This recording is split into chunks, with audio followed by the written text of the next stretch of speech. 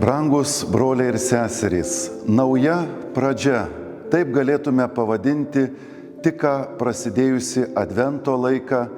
Nauja pradžia, taip galim vadinti ir mūsų Kauno arkivyskupijos jubiliejaus šventę, kuri šiuo Advento sekmadieniu prasideda ir minime didžiai įvykį.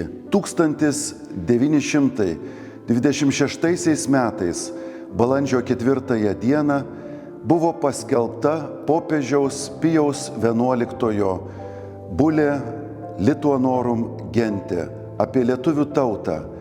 Tai mūsų palaimintojo arkivyskupo Jurgio Matulaičio paruošta iniciatyva, kurioje Kauno arkivyskupija, taip pat seseriškos Telšių, Kaišiadorių, Vilkaviškio ir Panevėžio vyskupijos tampa nepriklausomos ir sudaro naują bažnytinės provincijos dalį.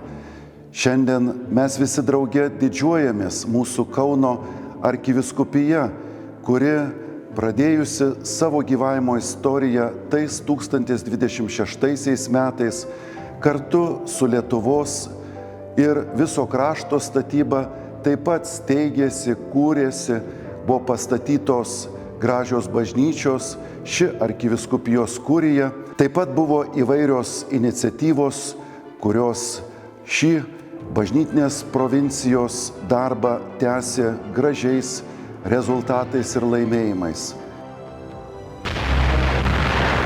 Deja, ištiko karo ir sovietinės okupacijos nelaimė.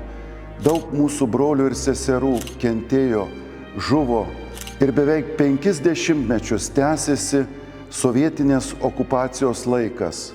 Tačiau joje brando ir tikėjimas bei vilties ir laisvės aušra. Sužydėjo žmonėse ilgesys, kad vis dėlto taip gyventi negalime. Turime siekti nepriklausomybės.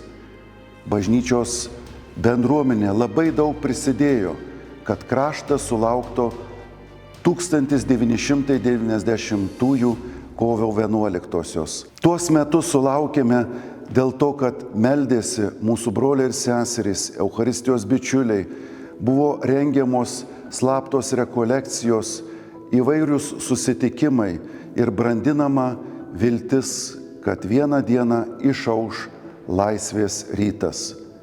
1990-ieji mums padovanojo tėvynės laisvę, o taip pat ir mūsų Kauno arkivyskupijos bei Lietuvos bažnyčios atgimimą.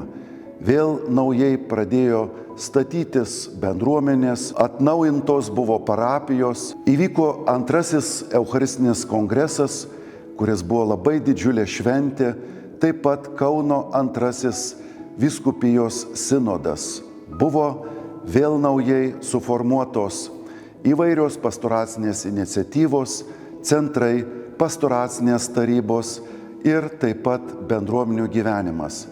Šiandien švenčiame šį jubiliejų su džiugia širdimi, tikėdamiesi, kad nauja pradžia taip pat bus ir šis šimtmečio jubiliejus. Labai simboliška, kad bažnyčios 2025 metų jubiliejus, kuris buvo išgyventi viltį ir skirtas sustiprinti mūsų tikėjimą, mus tarsi palydi į naują, jau mūsų arkivyskupijos 100 metų jubiliejų, kuris taip gražiai tarsi įsilieja į mūsų visos bažnyčios nuotaiką, stiprinant vilties, tikėjimo ir meilės pajėgas.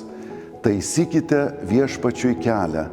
Advento metu nuskambėjęs Jono Krikštytojo kvietimas yra taip pat ir mūsų arkivyskupijos šūkis. Taigi laukiame viešpaties atėjimo, jo malonės. Tikimės, kad širdys bus atgaivintos ir atnaujintos tuo jubiliejaus šventimu. Taisyti viešpačiui kelią yra kiekvieno iš mūsų pareiga, pašaukimas ir krikščioniškoji misija. Taisyti viešpačiui kelią taip pat ir bus šio jubiliejaus tikslas, kuriame drauge švęsime, prisiminsime ir dėkosime gerajam Viešpačiui už praėjusius metus, bet taip pat žvelgsime su viltimi į ateinančius, o jie, tikimės, bus pilni Viešpaties malonės, įkvėpimo ir tos vilties, kurią Viešpats mums padovanojo, įžengdamas į mūsų tarpą ir lydėdamas mus per gyvenimo dienas į susitikimą amžinybėje, kur bus kiekvieno iš mūsų širdies ir vilties išsipildymo kulminacija. Su jubiliejumi, su Kauno arkivyskupijos šimtmečiu, su nauja pradžia, įkvėpimu ir Viešpaties malonės išsiskleidimu.